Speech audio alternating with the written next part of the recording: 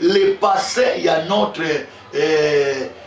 notre frère, notre papa, notre pasteur, pour abongola dia motema, abongola dia motema tubela qui ko bibelobi soki mutu a confessé ma benaye nzamba limbisaka ye. Alors tu dis que notre frère, paix à son âme, vraiment paix à son âme, Dakoumouda vraiment azamuto appelle ça qui déjà vit naye et pas naye mais aouta qui n'a passé naye moboye. Oh, je pense que yo yebi, je pense au penga moko na yebi na basutso qui azalaki na moba monti moboye, moba makamobo ya bakiste tout. Mais kuna toza so kuna te. Dès le jour où notre papa, paix à son âme, Dakoumou, a bongola motema, dès ce jour-là, Zamba limbisa mabene nyoso. Zamba limbisa ido ndenga wana, ndenga kufa wana vraiment ti akufa ki. Aza vraiment na kat na isika bupemi ya kimia. Notre frère Mike Alambai ndenga azo touché ye, a touché ye na kat ya mateya. A simbi ke odaye kutu bamsu babuke papa au moni ndenga zo touché muto akufa. Alors bien le Seigneur, en réalité nous devons quand même avoir le respect des morts. Jamais un pasteur a koki kokendiko ko lobela muto akufa. Jamais un pasteur a koki kokendiko toucher vie à muto akufa. Muto a kendiko toucher ba mort pe ko loba maloba ke bomonaki. Non, dans la chair, nous devons prêcher la parole. Parce que d'abord, je suis la chair. Chair est à la cate pour la qui la batumabe. Chair est à la cate pour être aucun de maudire batu. Shalom, shalom. Bien-aimés dans le Seigneur, que la paix de Dieu, notre Père Céleste, soit votre partage en ces moments. Que la grâce de notre Dieu vous soit accordée en ce moment, bien-aimés, où vous captez votre humble serviteur, votre frère, le prophète Richard Nimi offre m'a dit la machine de l'Éternel. Nebikenzambe oyo asali bisongolo tomona tongo ya lelo azanzambe oyo aropambola bino makasi. Azanzambe oyo akosala bino ete bomona bolamu ya nzambe na kati na bomo na bino na mbula ya sika oyo. Alors bienvenue le Seigneur, je pense que tudali liboso ya ba TV na bino, tudali liboso ya ba ndaku na bino, tudali liboso bien-aimé dans le Seigneur, ya ba biro na bino tolobaka chaque fois que soyez bénis, soyez bénis. Soyez bénis, bien-aimés le Seigneur, parce que si aujourd'hui nous sommes vivants, c'est la grâce que Dieu nous a accordée, c'est la faveur de Dieu sur nous. Voilà pourquoi nous sommes vraiment reconnaissants envers ce Dieu-là qui nous a accordé la grâce de voir encore cette journée, d'arriver encore au mois de janvier, d'arriver au mois, bien-aimé le Seigneur, de janvier, et puis nous avons déjà commencé l'année 2025. Année 2025, et si bandaki déjà, moule et bandi. Mais bien le Seigneur, na yebite le lenge nini, ou bandeli mboula. Alors, nalobaka chaque fois, ndenge ozoko yoka biso, ozolanda biso en direct na monga oyo. Bien le Seigneur, soit lien oyo partagez en mon Facebook, partagez mon contact na yo. Partager un peu na ba nekoto na ba famille afin de pouvoir sauver un plus grand nombre de gens parce que ils ont un moment où vraiment tolito solo là. Je pense que bande ko ebele ba benga kingai bande ko ebele ba tungisi na la machine de l'Éternel depuis makambo zoko leka na kati na mboka na biso concernant ba pasteur, concernant pe église ya lelo. Alors par rapport il y a une de mes enfants où ils sont à niveau, il y a Paris à Bengakinga, la machine de l'Éternel. Depuis que yo olobelaka mingi otelemelaka makambu ya ba faux pasteur, otelemelaka makambu ya ba pasteur alokuta o bazo pengu sabana nzambe. O Yesu alobelaki na mukola suki, il y aura des faux prophètes. O Yesu alobelaki na mukola suka basakoli mpe ya lokuta bakobima ebele mpe bakoya na se ya kombo na nga bakolobaka ngai nde Kristo. Alors tolobaka Kristo qui veut dire mopakolami, Christ qui veut dire ouin, mopakolami, c'est ce qui veut dire Christ. Alors bien le Seigneur, les autres koyoka bipai na bipai, ne touchez pas ouin de Dieu, kosimba mopakolami na nzambe te, okoloba mabe na mopakolami na nzambe te, on n'en disconvient pas. Mais ce que moi je veux dire, otobengi mopakolami na nzambe esengeli pe aza na ba critère ya mopakolami. Et Seigneur peut avoir un caractère, ils correspondre, ils correspondre à mon pakulami.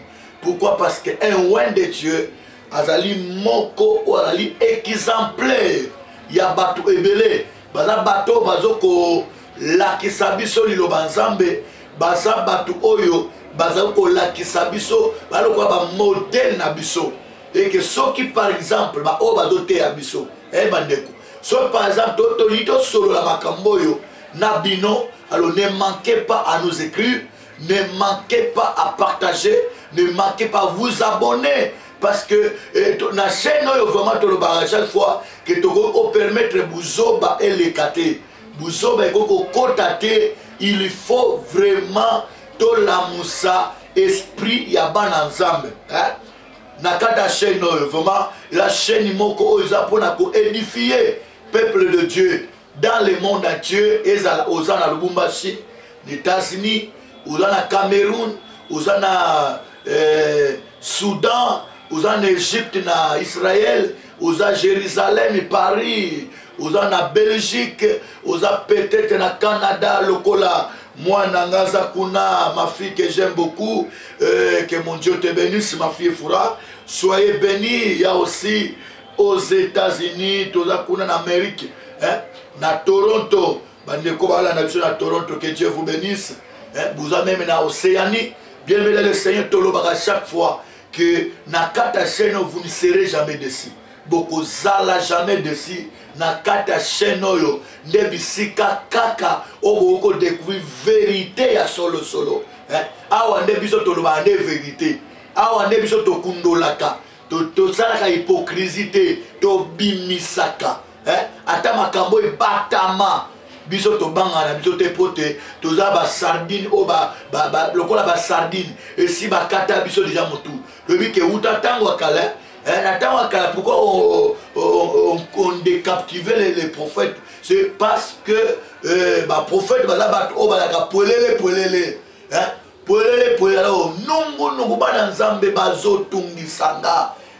babenga na Paris, babenga na France, babenga bipai na bipai. Prophète ozolobelo ko mon côté. Ozolobelo ko mon côté papa tolanda kayo. Oza mtobeta ka sete pona makambu ya ba faux prophète, ba faux pasteur. Alors prophète makambo ezokoleka ozolobe comme si oza no d'accord na mabibandeko.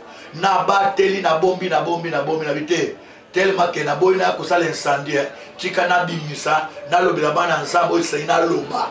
Parce que la pose intervention, il y a l'homme de Dieu, le prophète Richard. Alors, bienvenue le Seigneur.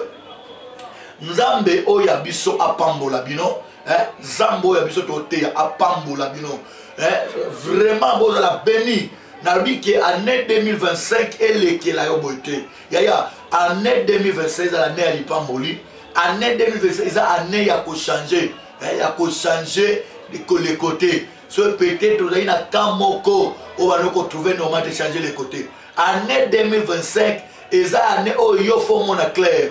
Quand la qui dit batte pour déjà cette année et banda qui déjà. Alors tolobi boy et yambo bande koto bande émission abiso et senge to bako bandango nanzela le sambo. Pourquoi? Parce que tozo au senga intervention ya nkolo na biso Yesu Kristu ke yende aye bako pesa mayele pe boanya na kati na oyo zali émission na biso tolingi to l'excellent ngonga oyo. Alors Zambe na lola apambola bino ye odali mokeli na mutu mu sali sinyoso vraiment apambola bino na kati na ngonga oyo. Alors bienvenue ces prions afin que to banda ko solola par rapport à ba nungu par rapport à babulu yeke oyo ezali koleka babulu yeke ezoleka na Congo moko atuninga papa tokokende wapi papa tokokimela wapi au bipai na bipai toyo kuna lobi no femme Tamara saliboy kotoyo oyebite enteli asaliboy maikamba asaliboy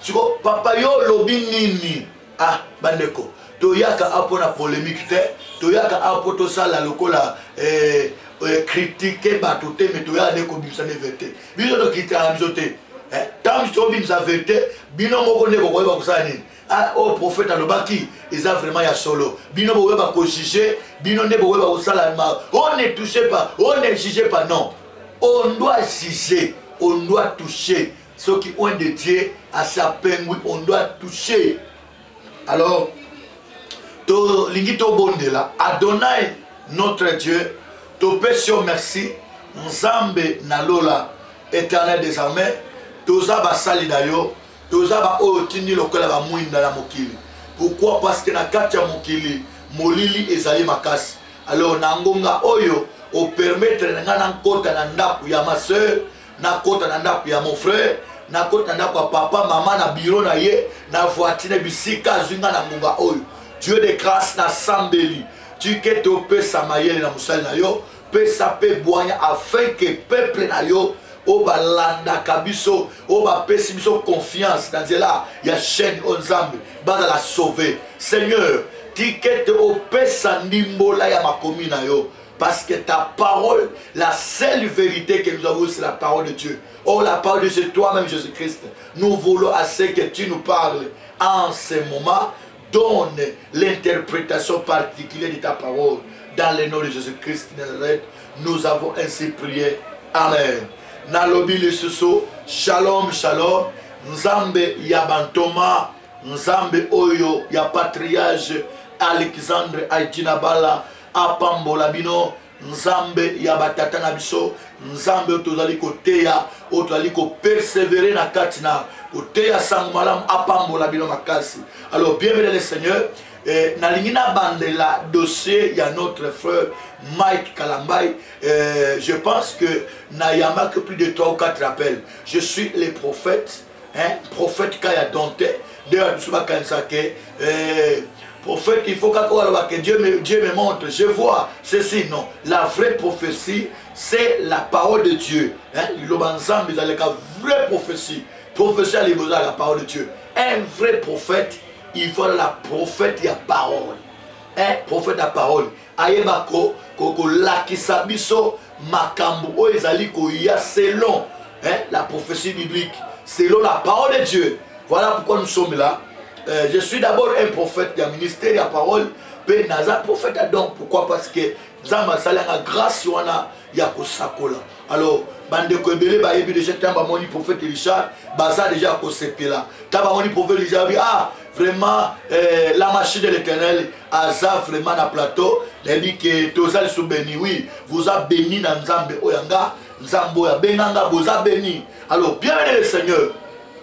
Bande ko batuninga question liboso et o batuna kinga par rapport à notre frère Mike Kalambay ou le pasteur. Je pense que le pasteur Mike Kalambay oyo a otuko sala le canasta de martyrs. Alors bienvenue le Seigneur. Je pense que question ya liboso oyo bandimi batuna kinga bolimbi sanganga na iko kritika ote parce que moi-même je suis pasteur, je suis prophète. Na iko kritika mais na eko loba o bana nzambe batuna kinga pe journaliste moko atuna kinga ona kutanga kombote prophète la posa quand même on a posé to yoka pe ya yo intervention par rapport na 4 questions oyo ba pesa kinga. Première question o bana nzambe atuna kinga yango ba komela kinga. Bonjour prophète Richard. Alors toyoki vraiment makambo oyo moko pe ozomona pasteur Mike Kalambay auti kosimba likambo ya mutu akufa. Likambo ya mutu akufa. Là c'est maman na autant la communauté. Likambo ya mutu akufi. Alors est-ce que prophète Richard eza malamu mutu aza na problème na mutu akufa ou bien mutu akoma kolobela sou bato bakufa? Alors yo moko yoki nini oyo pasteur Mike Kalamba tina mateya na ye azolobela likambo ya Dakumuda. Ok, Dakumuda oyo si akufa déjà. Prophète olobini. Ah, bandeko. Je pense que binomoko bozali koyoka oyo ezali lokola question bana nzambe batuninga. Eza question bana nzambe batuninga oyo senga vraiment que to ya nolango avec lumière, il y a parole de Dieu, mais non que to critiquer, non que to chola. Alors, mukana na nzambe d'abord ezali kolobani. Mukana na nzambe lobi, il n'y a pas de relation entre les morts et les vivants. Il n'y a pas de relation entre les morts et les vivants. Relation mon côté, je pense que maman soko yo kibiso ozolanda biso yo moko miso la réponse na yo na pose te que na benga o lisusu to na répondre à partir WhatsApp. Alors ma commune que ezana relation mon côté o ezali na bakufi na batu ya bomoi relation ezala kate. Deuxièmement na mukanda ya Ecclésiaste mukanda Ecclésiaste ma commune ensemble lobby. Il est réservé pour l'homme de mourir une seule fois. Après vient le jugement. Alors, toyebi biso nyonso le passé, il y a notre frère, notre papa, notre pasteur, pour abongola dia motema, abongola dia motema tubela ki po bibelobi soki mutu a confessé ma benaye nzamba limbisaka ye. Alors tu dis que notre frère, paix à son âme, vraiment paix à son âme, Dakumuda vraiment, Azamuto a ça qui déjà vit naïe et pas naïe, mais Aouta qui n'a passé naïe mon boye. Je pense que yo yebi, je pense au penga mon naïe na ba soupçon qui azalaki na mo ba monti mon boye, mo ba makamo boya baptiste tout. Mais kuna toza so kuna te, Zamba kontaka tant d'ignorance à mon Zamba kontaka. Tant il y a aveuglement, tant Zamba dès le jour où notre papa, paix à son âme, Dakumud, a bongola mutema, dès ce jour-là, Zamba limbisa ma benignos. Zamba limbisa ido ndenga wana, ndenga za kufa wana bewa tia kufa ki. Aza vraiment na kat na isika bupemi ya kimia. Za isika bupemi ya kimia. Alors toyoki notre frère Mike Kalamba ndenge azo touché a touché na kati ya mateya a simbike odaye kutu bamusu babuke papa au moni ndenge azo touché mutu akufa. Alors bien le Seigneur, en réalité nous devons quand même avoir le respect des morts. Là on a quand même et bien monsieur Jolé comme konzi quel que soit président, quel que soit ministre, quel que soit commandant à la police to ya FARDC soit moni bien monsieur qui faut tellement à Sanin, à Pesa le sac, faut tellement pour la commémia, comme même à ancêtre, comme même à Bango. Tu dis que tu sens quand même nous les devons du respect. Batouana Bandeko. Baza bateau vraiment baza sous-souté. Alors faut qu'on respecte Bango. Qu'on respecte Bango. Non que tu sens la Bango, non que tu sois la Bango, parce que contact est dans la sous-souté. Jamais un pasteur a coquille ko lobela muto akufa. Jamais un pasteur a coquille ko toucher vie à muto akufa. Ezalakate relation ni o ezana muto akufi. Pour déjà ndenga za akufi wana azali suna ilo moto boko sur la suna yi. C'est akufi déjà. C'est akufi déjà c'est la jugement dernier na ye. Soka ko na lola wana ko na tribunal de Christ. To lobela mo jour wan soki a ko kendeli felo. Wana akoleka na trône blanc ou bengi jugement dernier. Quand résurrection des morts dans les péchés pour Salema. Résurrection pour le jugement dernier.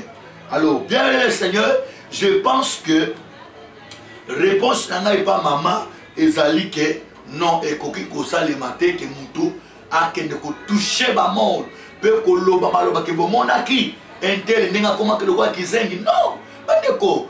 Dans la chair, nous devons prêcher la parole. Parce que d'abord, je suis la chair. Chair est à la kate pour la qui la batu mabe. Chair est à la kate pour te aucun de maudire batu. Chair est à sika oyo.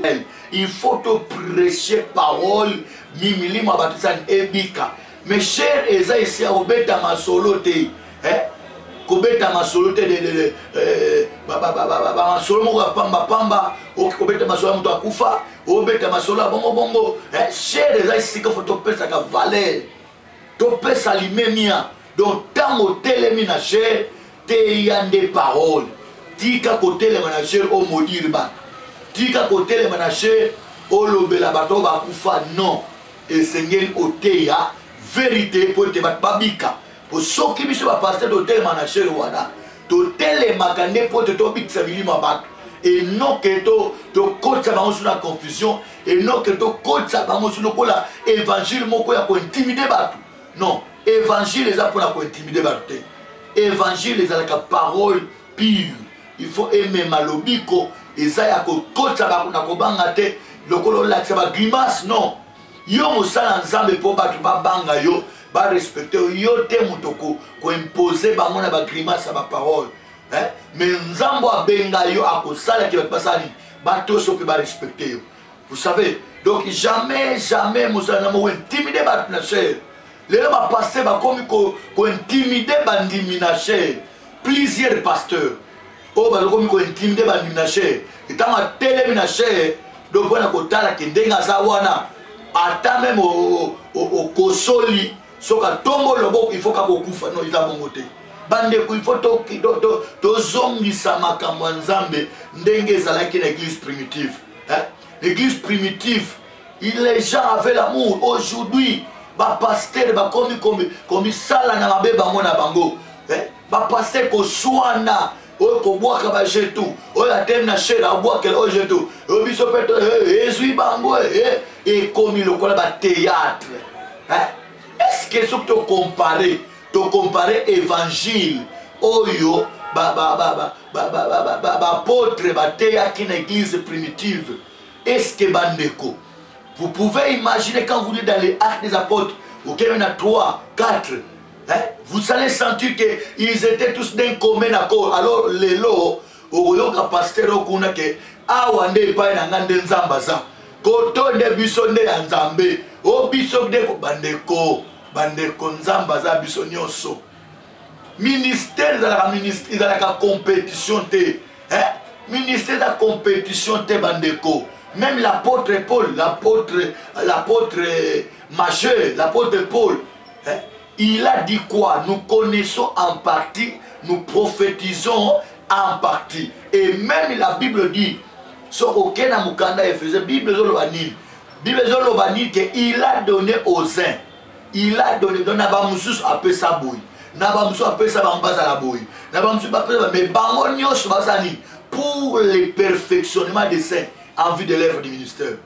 Mais les commis pasteur soko azana bandime belena de fuli wana bat balobike azana nzambe pasteur soko atondi si stade de martyr bat balobike pasteur azaya ya nzambe bandeko on n'en disconvient pas que Yesu azaki muta fuli ono koto miracle salemi lelo na shitu na mboka na biso Kinshasa excusez-moi soki pasteur azala azobikisa bakufite asepsa bakufite on dirait azana nzambe te na mboka na Kinshasa comme soki pasteur azali ko tambusa bakoka te on dirait azana nzambe te mais regardons écoutons même lui-même Jésus-Christ qu'est-ce que Jésus a dit parmi bato babotama na libuma mwasi eza na mutu moko te waleki Jean-Baptiste mais Jean-Baptiste était un prophète il était un prophète. Et si quand il y a un miracle à Jean-Baptiste, et si quand il y a Jean-Baptiste a fait mission aveugle, mais Jean-Baptiste a dit que la parole. Jean-Baptiste a dit que prêcher la parole pire. Parce que le rôle d'un prophète, ils allaient dans que je vois, et comme ça, le rôle d'un prophète, ils allaient zongi saba na nzambe, na nzela nzambe, na parole, bazonga, ba kone ko tia confiance, et pas na tata na biso mokeli. Rôle la prophète à moi so moni peuple tenga mi fo zongi sabango belelo est commis ba prophète de tanga telemika je vois donc et l'on va liboso oya ko lancer la dit je vois non bongote. Bande kutome kakotala eloko wana. To komi ko dévier rôle ya prophétie. To komi biso to chola parce que moi-même je suis un prophète. Bande ko ba yebi comment je prophétise. Alors je ne suis pas là pour m'inventer, mais quand même le Dieu qui nous a appelés à yebi comment on est en train de le servir. Tolingi to zongi savait to cha sérieux na musala nzambe. To tika ko mema ko troubler bandimi. To troubler bandimi. Pendant que nous sommes au temps de la fin, hein, l'église faut enlever. En ce moment, ce sont nous qui sommes des prophètes. Bison des photos téléma, to zongi sa église dans cela. Nous qui sommes des prophètes, parce qu'un prophète il doit savoir l'emploi du temps, hein? L'espace de temps, il faut y avoir tani toza ma terre ni pour la terre bandim. Un prophète il faut y avoir parce que pour le moment, bien mais la fin du monde est allumée les lotés. Mais moi dans mon église, na terre kabatu enlèvement de l'église.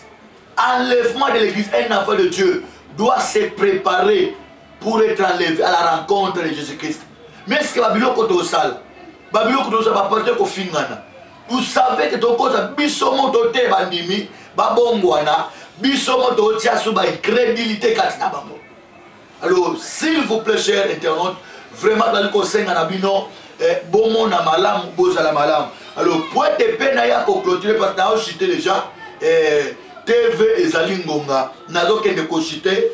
Nazo lobaka chaque fois que ozola nabiso na kati ya chaîne oil, n'oubliez pas vous abonner. Alors je pense que ndenge toza a direct tant ozola nabiso ou la nibiso, partagez le lien. Bienvenue le Seigneur pour sauver un plus grand nombre. Alors titre ozo comment toche na kati nizani tribunal ya nkolo Yesu pour na ba pasteur pe pour na bandim.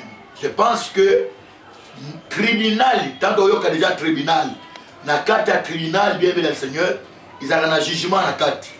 Ils ont un jugement na carte. Alors, tribunal, il y a un pasteur, il y a un bandimi et causa la ndengeni. Nazana posa toke de kotanga ma commune ensemble, na mukanda ya 1 Corinthiens chapitre 3, très rapidement parce qu'il me reste plus ou moins 5 minutes. Il y a des questions, il y a 3 questions qui nous sont restées, mais je pense que Mikoloyo na koleka na kati ya plateau pour être répondre bandekoyo bazali ko poser sur ma question. Tozali bateau, tozali ba mwinda. Quand les enfants de Dieu vont poser sur ma question, il faut to lukato ya no la bango, to pesa bango biyanu ya bien. Zambe apambola bino. Dans 1 Corinthiens chapitre 3, à partir du 10e verset, ma commune en Zambé Zolo Baboy. 1 Corinthiens 3, chapitre 3, verset 10, Tiokita.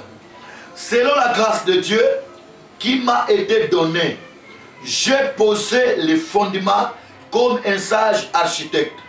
Et un autre bâti dessus, mais que chacun prenne garde à la manière dont il bâtit dessus. Je pense que vous comprenez que autant na bilingue, tout ça la bilingue, l'ingala français. Balobi, ici c'est l'apôtre Paul qui est en train d'écrire aux Corinthiens. Mais aujourd'hui ce n'est pas Corinthe, aujourd'hui c'est la RDC, aujourd'hui c'est Paris, aujourd'hui c'est France, aujourd'hui c'est Belgique, aujourd'hui c'est États-Unis, aujourd'hui c'est Canada. Donc cette lettre que je suis en train de lire, cette lettre ne concerne pas pour le moment aux Corinthiens. Mais c'est une lettre qui concerne aux Congolais.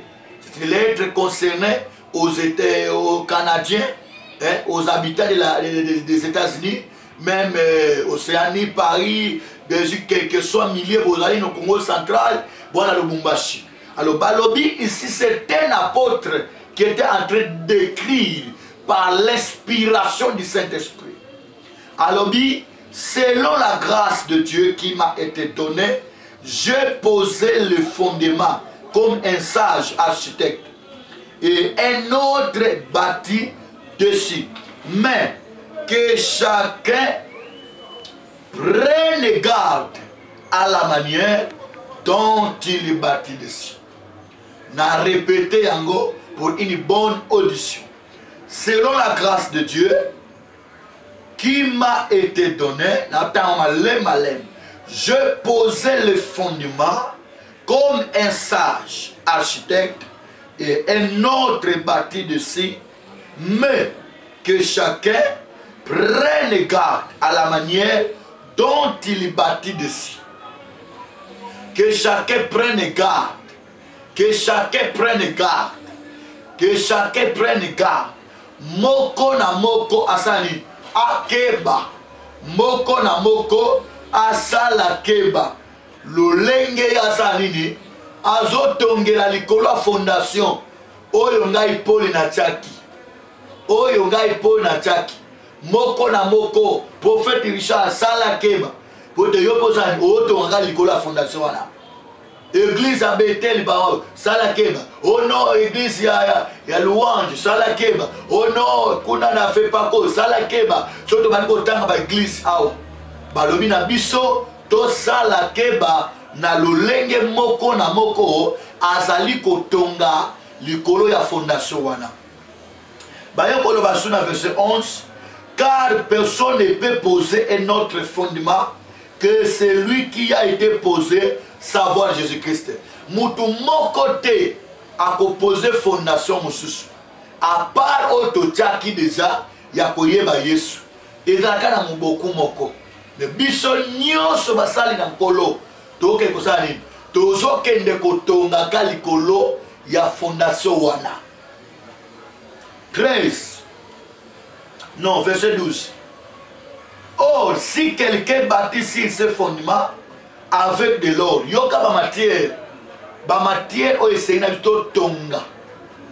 Yoka ba matière o essaye to tonga likolo fondation wana ya Yesu Christ. Matière ba eleba soulever ba lobi. Or, si quelqu'un bâtit sur ce fondement avec de l'or. Oh, bino bobi, l'or c'est quoi? D'abord mon or. L'or c'est la pureté. C'est-à-dire tant ça ensemble et Seigneur Zanini, on a la pire, dans le langue la pureté, autant dans l'école fondation wana, c'est-à-dire tant ça ensemble, yom ça ensemble, il faut osala, donc il faut osala pire, parce que nous voyons de l'or, de l'or, faut la pire, or la pire, c'est la pureté, baye kokita, balobi. Avec de l'argent, auquel on a argent, ce sont toujours des matières précieuses, parmi les minéraux, des pierres précieuses, du bois, du chaume, du foin, l'œuvre de chacun sera manifestée. Bandeko, bandimi yata mwana naib sabinoa, bandimi bobanga na binote, bandimi la troublete, o papa to ba teto sambela wapi. Papa toyeba te tokende wapi. Mais balobi vrai serviteur a oyebana. A oyebana. Sala no nyoso ko sala lelo. Sala no miracle lokuta. Kota no baloge. Sala no oyo nyoso lingi. Mais balobi l'œuvre de chacun sera manifestée. Musala moko na moko. Musala pasteur na pasteur e koyebana. Musala ya prophète na prophète ekoyebana. Musala ya apôtre na apôtre ekoyebana. Musala ya évangéliste na évangéliste ekoyebana. Musala ya protocole, musala ya pasteur ekoyebana. Eko citer déjà. Il me reste 2 minutes. Alors, bien-aimé Seigneur, wananga te mnalobi yango, balobi si l'œuvre bâtie par quelqu'un, si ce fondement subsiste, il recevra une récompense. Oyoki. Donc, musala moko na moko ao sala. Et ça, tango atonga mo likolo ya fondation wana. Ce qui est subsisté, il recevra la récompense. Si l'œuvre de chacun, de quelqu'un est consommée, il perdra sa récompense. Pour lui, il sera sommet comme au travers du feu. Dans verset 16, Balobi, ne savez-vous pas que vous êtes... Non, dans verset 14, Babi Moussala, dans verset 15. S'il est de quelqu'un, c'est dans car le jour le fera manifester. Mukolo, donc Mukolo, c'est lui-même Jésus-Christ. Akola qui sa Moussala moko na moko. Donc, tango nini makambo ekozala. Enlèvement église bandektan ko salem. Hein? Au moins enlèvement d'église. Solo moye va bien makambo enlèvement. Kene autant dans 1 Thessaloniciens chapitre 4. 1 Thessaloniciens chapitre 4. Au bandika na partie verset 16. Tiko kito au moins la Bible zolo baboy. Que trompette kobeta. Zamba ko faire signal à un archange à sonner trompette. Ba koufkat na kol bazani ba kosekwa. Et biso bandimi auto de la vivant na ba pasteur à solo auto de la vivant na ba koufo ba sekui na biso to sani toko mata na mapata wana za enlèvement de l'église. Tant toko mata na mapata à la rencontre à la rencontre de notre Seigneur Jésus-Christ. Tomati toke kokutana na nkolo na biso Yesu Kristo lokola mobali ya libala. Alors kuna nde siko toko yebela ke oyo zaki fo pasteur abo so yo zaki fo botika lipwani yo so zaki pe yo pe mundini parce que bamsutamba na walo baboye et concerne pe bino badi yo pe mundini pourquoi enlèvement sur salemi et kotikali ata zaki mama diaconesse ata zaki mama pasteur ata zaki prophétesse mais tango enlèvement salemo tikali okoleka na période babengi période de grande tribulation. Alors, bien le Seigneur, l'église ne sera pas sur la terre. Lingomba na koloyes ozali épouse ya Christ. A kozala lisuna mokilité, a kobuto na mapata. Kuna neto kozala na Jésus-Christ oleka na place wa bengi tribunal de Christ. Kuna neto zoba récompense selon mosalo salaki. Donc nalina yeza pe mundimo azola nanga bien koyambi Yesu. Bien koyambi Yesu, mais il te faut aussi que tu dois servir Jésus. Tu dois le servir parce que tu peux entrer au ciel mais sans récompense. Sans récompense. Alors tu dois travailler pour Jésus-Christ. Quel Éternel vous bénisse. Je pense bien, abonnez-vous parce que je vais faire la continuité de cet enseignement. Je vais faire la continuité de l'intervention. Bino vous s'abonner, vous ne serez jamais déçus. Partagez à vos contacts. Envoyez sur Facebook et sur Instagram. Et l'Éternel ne manquera pas vous bénir. Mon numéro de WhatsApp est à plus 243. Tu peux un numéro parce que plus 243 89 87 59 800. On a répété pour une bonne audition.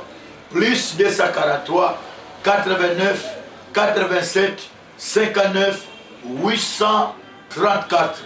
Wana est un numéro ya prophète Richard. Quel que soit mboka oyo laninga, quelle que soit ville, quel que soit pays, écrivez-nous, posez vos questions, envoyez-nous vos requêtes. Vous avez besoin d'être soutenu dans la prière. Nous allons prier pour vous parce que nous sommes là pour vous. Que l'Éternel vous bénisse.